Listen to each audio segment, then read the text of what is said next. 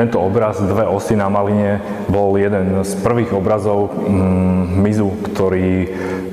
som namaloval na takýchto veľký formát. Je to v podstate, sú to takmer 2 metre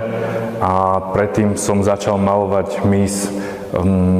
prvýkrát počas lockdownu, keď som bol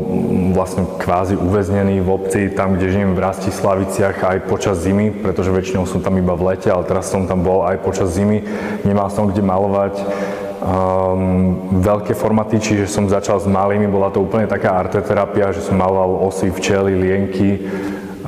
po mojej vlastne prvej výstave, ktorú som mal v New Yorku, a vlastne som sa z toho tak nejak zotavoval a vtedy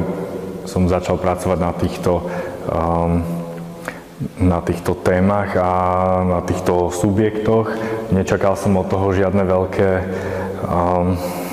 veľké diela, alebo ako by sme to povedali, nič som neplánoval ich prenášať do veľkých formátov, ale potom, keď vlastne prišla jar, tak si vravím, že wow, prečo nie, vyzerá to super, baví ma to, a toho výsledkom je aj vlastne tento obraz. Tie osy na maline súvisia aj s mojou babkou a kam som chodil na prázdniny počas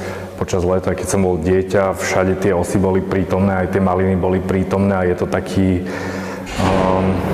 signifikantný jav, alebo niečo také veľmi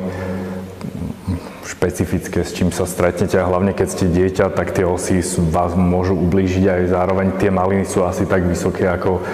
vy, keď ste dieťa, a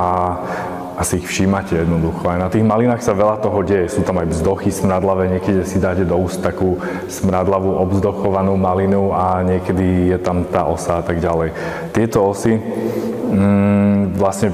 oni sú aj fascinujúce v tom, že sú dosť také agresívne, že nemajú jednu kráľovnú, tak ako včely, ale oni vlastne aj bojujú o nadvládu v tom úle, čo som napríklad nevedel, a je to pre mňa veľmi fascinujúce, a na tomto obraze vlastne neviete, či tie dve osy majú nejaký romantický rozhovor, alebo že si vyjadrujú nejakú náklonnosť, alebo bojujú o tú malinu, alebo čo sa tam presne deje, ale sú to také dve štíhle postavy, a celkovo má to veľmi takú jednoduchú farebnosť, v podstate len 3 farby: ružová malina, modré nebo a žlté osy, a je to také úplne ako taká charakteristicky letná nejaká nálada, o tom išlo, a úplne vyslovene to leto u babky dať do toho.